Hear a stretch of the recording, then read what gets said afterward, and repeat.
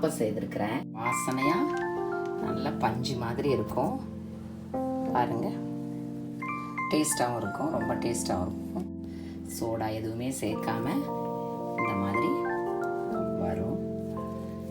நான் சும்மா பேனில் செய்திருக்கிறேன், நீங்கள் ஆப்பச்சட்டியில் செய்யலாம். எல்லாருக்கும் வணக்கம், வெல்கம் டு என்னுடைய சமையல்.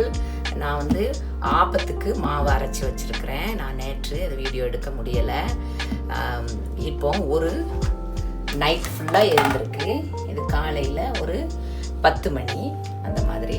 நீங்கள் என்ன பண்ணுங்கள், நல்லா அதாவது எவ்வளவு தூரம் புளிச்சு பொங்கி வருதோ அவ்வளவு தூரம் உங்கள் ஆப்பம் நல்லா வரும்.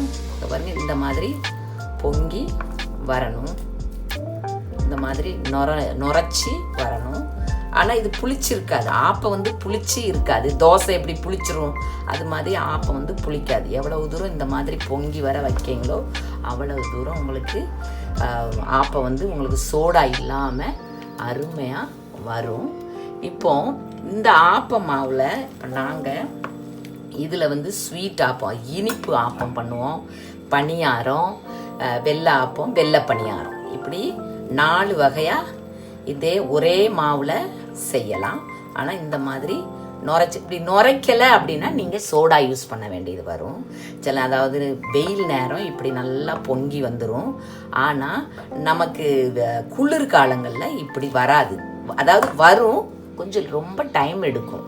ஒரு 13-14 ஹவர் ஆகுது எடுக்கும். ஒரு 11-12 மணிக்கு தான் இந்த மாதிரி வரும். அந்த மாதிரி காலையில் எவ்வளவு நீங்கள் சீக்கிரமாக ஒரு 4 மணிக்கு அரைச்சி வச்சுட்டேங்க, ஈவினிங் 4 மணிக்குன்னா உங்களுக்கு ஓரளவு பொங்கி வந்துடும். காலையில் ஒரு 8-9 மணிக்கெல்லாம் நீங்கள் லேட்டாக நீங்கள் அரைச்சி வச்சீங்க அப்படின்னா பொங்கி வராது. ஏன்னா குளிர் காலத்தில், வெயில் காலத்தில் நல்லாவே வந்துடும். அப்பத்துக்கு அளவு அரிசி எப்படி எடுக்கணுங்கிறத பார்ப்போம். இப்போ நான் புழுங்கல் அரிசி சேர்ப்பேன்.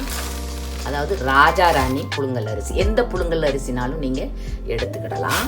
இப்போ நான் அதில் 2 உலக்குக்கு 1 உலக்கு பச்சரிசி எடுத்துருக்கிறேன். இப்போ நான் இப்போ குறைவாக நான் எடுத்து காமிக்கிறேன் உங்களுக்கு. 1 உலக்கு புழுங்கல் அரிசி பாருங்கள். பச்சரிசி நீங்கள் ரேஷன் பச்சரிசியும் எடுத்துக்கிடலாம்.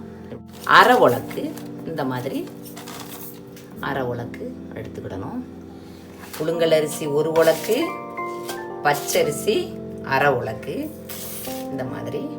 இப்போ உளுந்து நான் இந்த மாதிரி கைட்டு தான் எடுப்பேன்.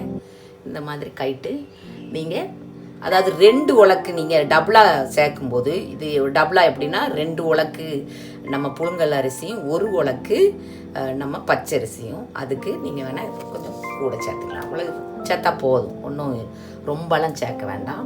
இப்போ இதுக்கு இவ்வளவு சேர்த்தாலும் பரவாயில்ல, நல்லா தான் வரும். இந்த மாதிரி எடுத்துக்கோங்க. மாதிரி நல்லா தலையை தட்டி அந்த மாதிரி 3/4 ஸ்பூன் எடுத்துக்கோங்க. கொஞ்சம் உங்களுக்கு குறைவாக சேர்க்கணுன்னா கூட கொஞ்சம் குறைவாக சேர்த்துக்கலாம். இந்த மாதிரி ஏன்னா நான் கொஞ்சம் வெந்தய வாசனை பணியாரம் சுட்டாலும் சரி, நம்ம ஆப்பம் சுட்டாலும் சரி, அந்த வெந்தய வாசனை நல்லா வர்றதுக்காக நான் இவ்வளவு சேர்ப்பேன். இந்த மாதிரி இப்போ இதை நல்லா கழுவிட்டு 2-3 டைம் கழுவிட்டு நீங்கள் ஒரு 4 ஹவருக்கு ஊற வச்சுட்டு அதுக்கப்புறம் அதாவது நல்லா அரைச்சிடணும். பரபரன்னு அரைக்கக்கூடாது, ஓரளவு இது நல்லாவே அரைச்சிடணும். பணியாரமும் நல்லா வரும், சூப்பராக வரும். உங்கள் பணியார சட்டி ஒழுங்காக இருந்தது அப்படின்னா பணியாரம் சூப்பராக வரும். இப்போ இது இப்போ நான் இதை உங்களுக்கு காமிக்கிறதுக்காக நான் இதை செய்கிறேன். நான் இப்போ இதை ஊற வைக்க போகிறது இல்லை. நீங்கள் இது 4 ஹவர் ஊற வச்சு அதுக்கப்புறம் அரைச்சி ஓவர் நைட் வச்சு மார்னிங்கில் நீங்கள் சூப்பரான ஆப்பம் உங்களுக்கு கிடைக்கும். நல்ல சாஃப்டான ஆப்பம் கிடைக்கும், நல்ல வாசனையாகவும் இருக்கும். இந்த மாதிரி அரைச்சி நான் டபுளாக எடுத்துருக்கிறேன். நான் அதில் 1 பங்கு தான், இதில் 1 பங்கு தான் நான் காமிச்சிருக்கிறேன். இப்போ இது நல்லாவே தண்ணி கலந்து நீங்கள் அரைச்சிருங்க. அப்புறம் தேவைப்பட்டால் கொஞ்சோண்டு நீங்கள் கலந்து நீங்கள் ஆப்பம் செய்யலாம். இப்போ நான் கொஞ்சமாக எடுத்துக்கிடுதேன். மாதிரி கொஞ்சமாக எடுத்துக்கிட்டு நீங்கள் ஃப்ரிட்ஜில் வச்சுக்கிடலாம். இதை நல்லா மிக்ஸ் பண்ணிக்கிட்டோம். கொஞ்சம் தேவைப்படும் தண்ணி. இப்படி நீங்கள் சுடும்போது கொஞ்சம் திக்காக வரும். மற்றபடி இப்படியும் நீங்கள் சுடலாம், ஒன்றும் பிரச்சனை இல்லை. நான் கொஞ்சமாக தண்ணி ஒரு 2 டேபிள் ஸ்பூனுக்கு கலந்துக்கிட்டேன். தேங்காய் தண்ணியும் நீங்கள் கலந்து சுடலாம். தேங்காய் பால் கலந்து நீங்கள் சுடலாம். ரொம்பவே வாசனையாக இருக்கும். பாருங்கள், இந்த அளவுக்கு நீங்கள் அப்படியும் சுடலாம். கொஞ்சம் இதை விடையும் கட்டியாகவும் சுடலாம். இப்படியும் நீங்கள் சுடலாம். என்றைக்குமே மாவு வந்து வெயிட்லெஸ்ஸாக இருக்கணும். வெயிட் அப்படி ஃப்ளஃபியாக அப்படி காற்றாக இருந்தால் தான் அது என்றைக்குமே ஆப்பம் நல்லா வரும். நான் பேனில் செய்கிறேன், நீங்கள் ஆப்பச்சட்டியில் செய்யுங்க. என்னுடைய ஆப்பச்சட்டி வந்து ரொம்ப பழசாயிட்டு சரியாது வராது. சூடாகிக்கிடட்டும். நல்லா ஓரளவு சுட்டதுக்கப்புறம் மாவை நல்லா மிக்ஸ் பண்ணிவிட்டு, எண்ணெய்லாம் அவசியம் கிடையாது. பெரிய பாத்திரமாக இருக்கிறதுனால இந்த மாதிரி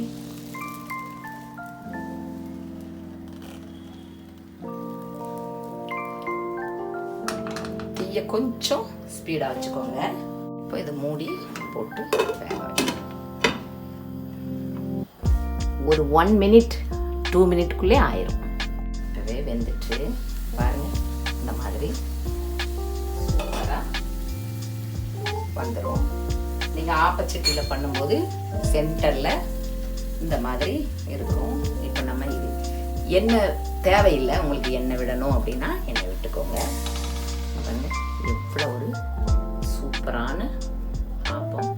இந்த மாதிரி பேன் காஞ்சதும் 2 கரண்டி, என்னுடைய ஆப்பம் பெருசாகவே இருக்கும். இந்த மாதிரி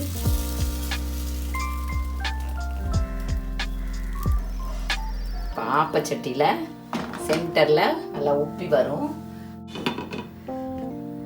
இப்போ பாருங்கள், 1 நிமிஷம் தான். சூப்பரான ஆப்பம் ரெடி ஆகிட்டு.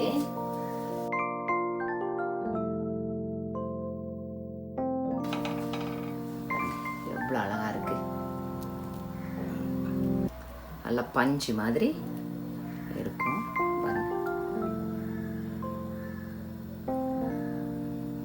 இதே மாதிரி செய்தீங்கன்னா சூப்பரான ஆப்பம் கிடைக்கும். டக்கு டக்கு டக்குன்னு ஆயிரும். தோசை மாதிரி இருக்காது. சென்டரில் நல்லா சாஃப்டாக இருக்கும். பாருங்க, அருமையான ஆப்பம். ஷேப்பை பற்றி பிரச்சனை இல்லை. சாப்பாடு நமக்கு டேஸ்ட்டு தான் முக்கியம். உங்களுக்கு வேணும்னா ஆப்ப பேனில் செய்துக்கோங்க. ரொம்ப டேஸ்ட்டாக இருக்கும். இது மாதிரி செய்து பாருங்கள்.